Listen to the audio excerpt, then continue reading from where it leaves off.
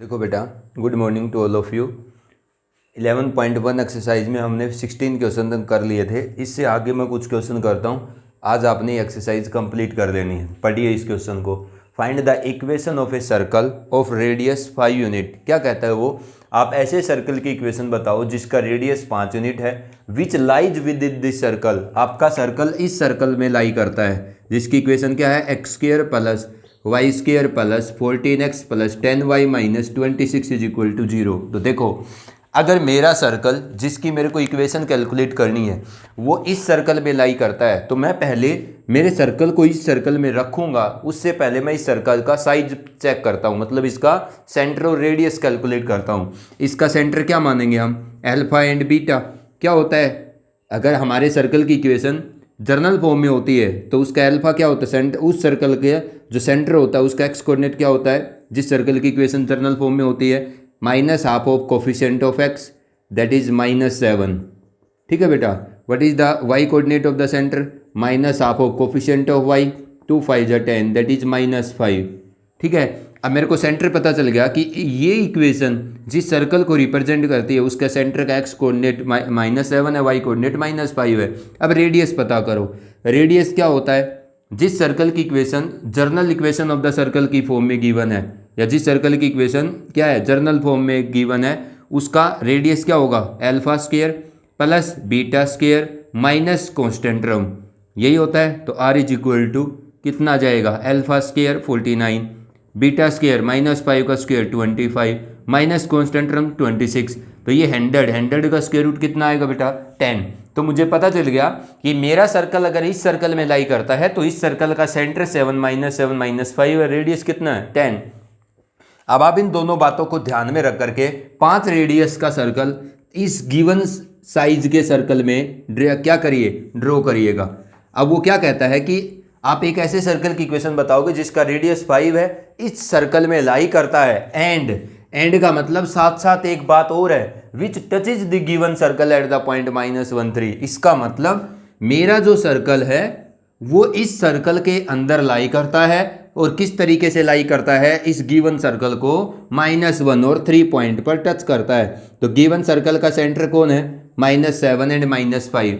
Given circle का जो radius है वो कितना है? 10 unit. This is the point P and this is the point, मान लो C है ये।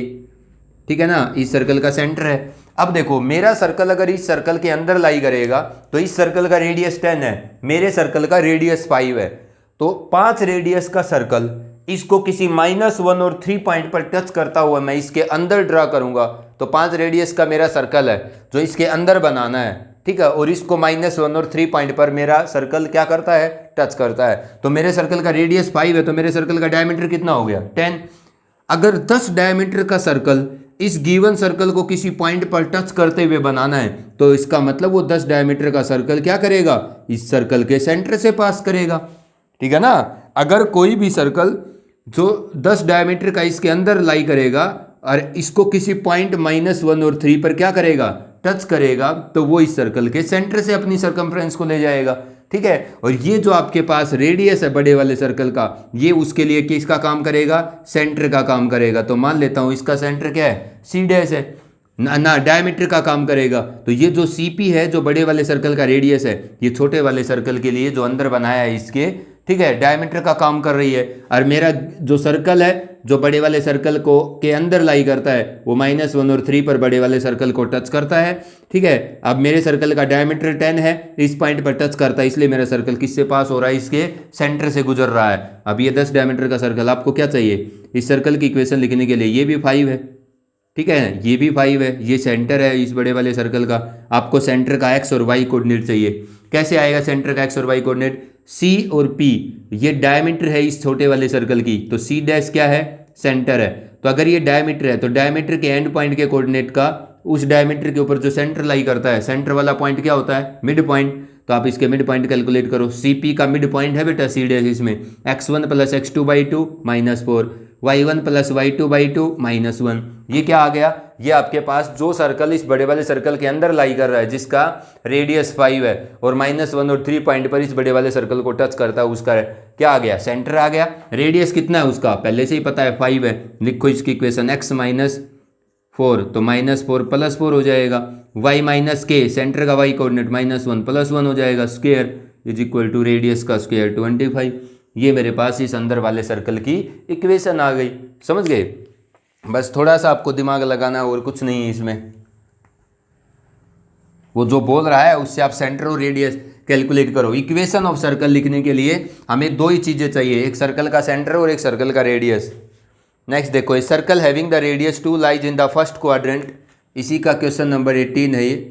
A circle having the radius, a circle having the radius 2 unit,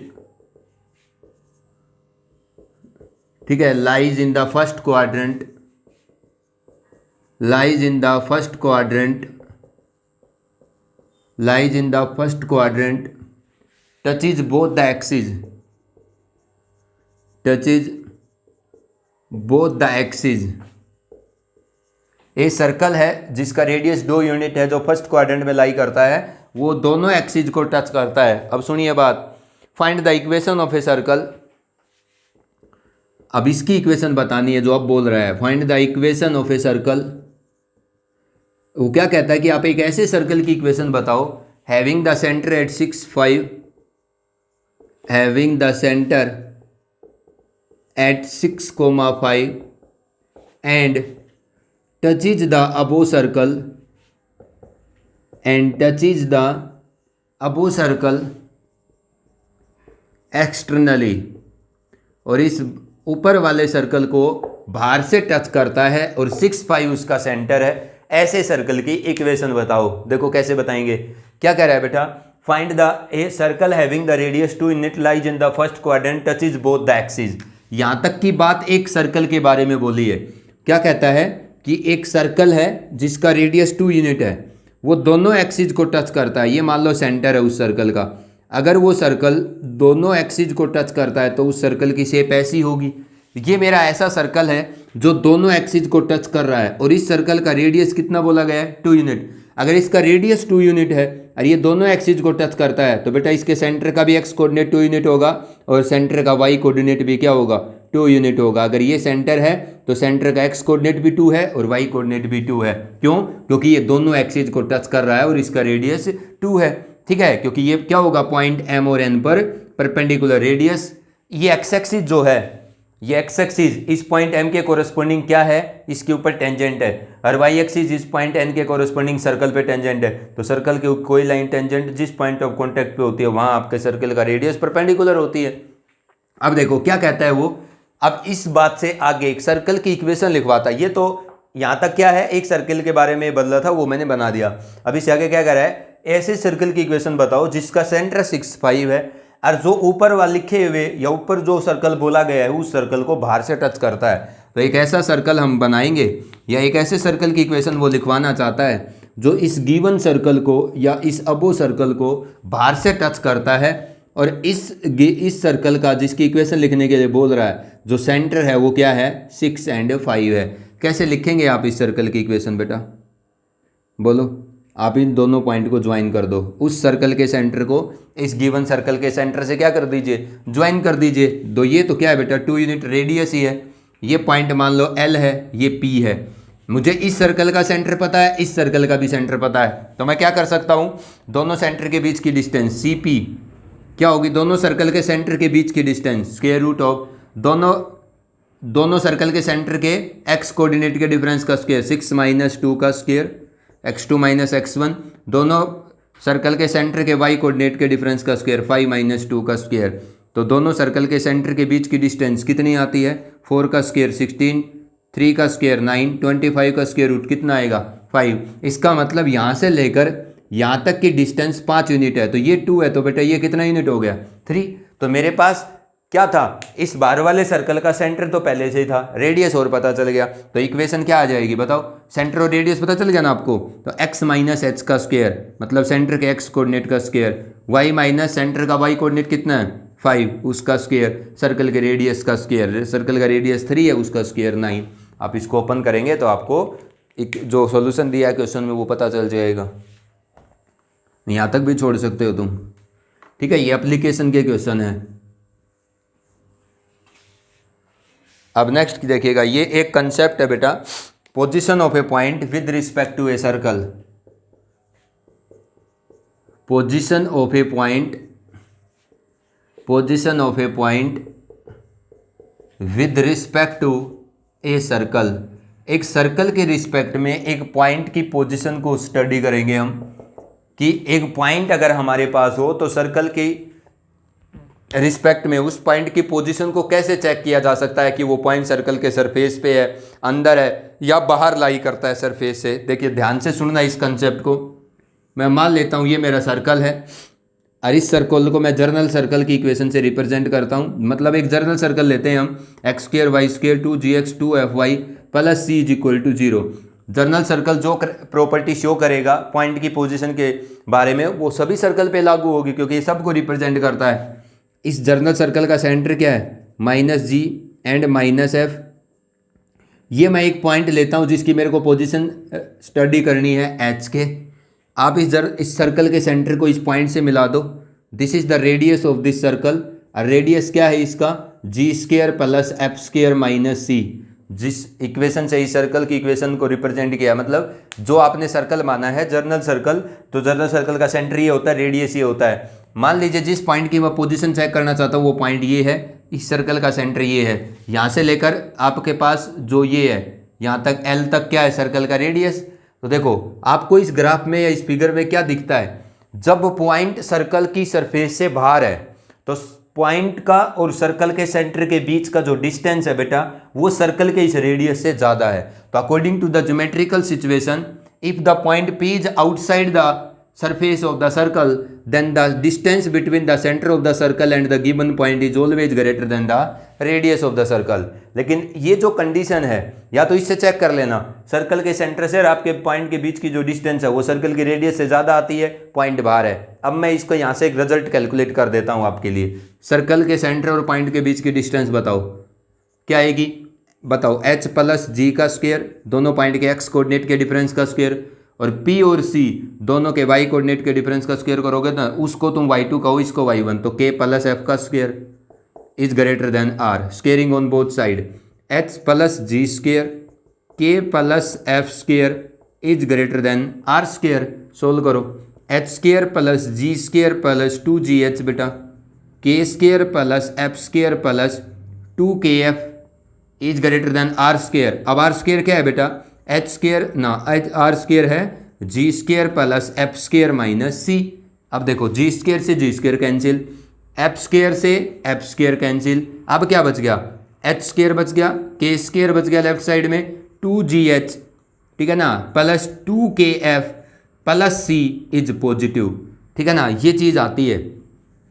अब ध्यान से देखना आप, ये चीज़ क्या है, जो ये कंडीशन, इससे जो रिजल्ट कैलकुलेट होता है उसमें ये जो लेफ्ट साइड है ना, इक्वलिटी के लेफ्ट साइड, ये कुछ नहीं है, h square plus k square 2gh 2kf plus c, ये कुछ नहीं है, ये आपकी जो सर्कल की इक्वेशन है ना, ठीक है ना, उस इक्वेशन का जो लेफ्ट पार्ट है, ये लेफ्ट हैंड साइड है सर्कल की इक्वेशन की, ये क्या है, राइट हैंड साइड, ठीक है। तो लेफ्ट हैंड साइड का रिजल्ट है ये, किस पॉइंट के कोरेस्पोंडिंग, इस h के पॉइंट पर जिसकी आप पोजीशन चेक करना चाहते हो। देख लो अपने पॉइंट, ये जो पॉइंट है ना h के, ये सर्कल की इक्वेशन में रखो, x की जगह h स्क्वायर, y की जगह k square 2gh 2kf plus c is equal to 0। यही है ना, मेरे पास क्या लिखा है, h square plus k square 2gh 2kf plus c is equal to 0। तो ये क्या चीज़ है, ये जो लेफ्ट साइड है ये कुछ नहीं है, ये सर्कल की इक्वेशन की जो पॉइंट के कोरस्पोंडिंग आउटपुट आती है, उस आउटपुट का वो आउटपुट है, इसको मैं S1 से रिप्रेजेंट करता हूँ। तो इसका मतलब यही कंडीशन हम क्या पढ़ते हैं, S1 इज पॉजिटिव। क्या होती है S1, S1 सर्कल की जो इक्वेशन होती है, उस इक्वेशन का जो इक्वल टू 0 वाला पार्ट है उसको छोड़ दो, उसके लेफ्ट साइड वाले पार्ट की आउटपुट होती है उस P पॉइंट पर। तो वो जो S1 है, मतलब सर्कल की इक्वेशन का इक्वल टू 0 से लेफ्ट साइड वाले पार्ट का जो आउटपुट है उसको S1 कह रहे हैं। अगर वो पॉजिटिव होता है तो इसका मतलब आपका पॉइंट सर्कल की सरफेस से बाहर है, ठीक है। और इफ अगर S1 कैसा होता है, नेगेटिव, इसका मतलब है पॉइंट इज इनसाइड, पॉइंट क्या है, सर्कल की बाउंड्री के अंदर है। और अगर S1 कैसा होता है, 0, इसका मतलब है point is on the circle, ठीक है। पॉइंट कहाँ है, सर्कल के सरफेस पे लाई करता है। मैं एक क्वेश्चन करके दिखा देता हूँ। तो यही कंसेप्ट है, जिस पॉइंट की आपको पोजीशन चेक करनी है ना सर्कल के सरफेस पे, आप ना सर्कल के रिस्पेक्ट में आप अपने पॉइंट को सर्कल की इक्वेशन में रखो।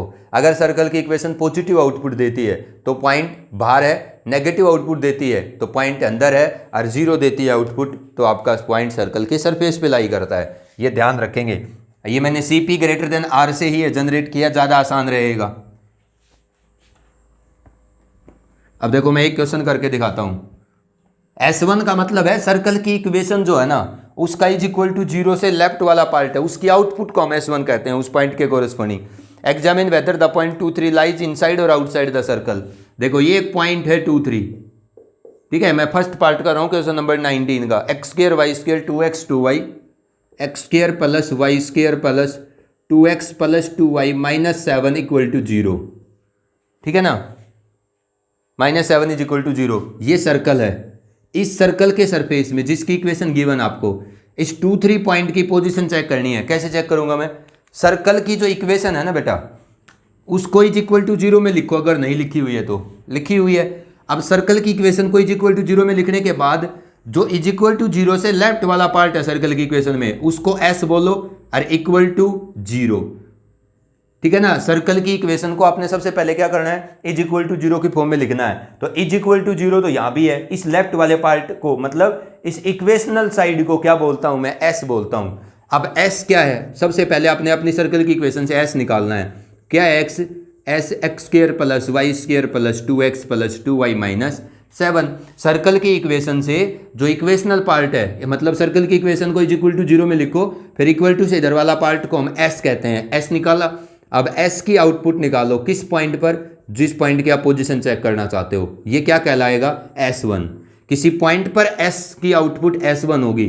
2 का स्क्वायर, एक्स वाई की जगह 3 रखो, 3 का square 2 into 2, 3 into 2 into 3 minus 7।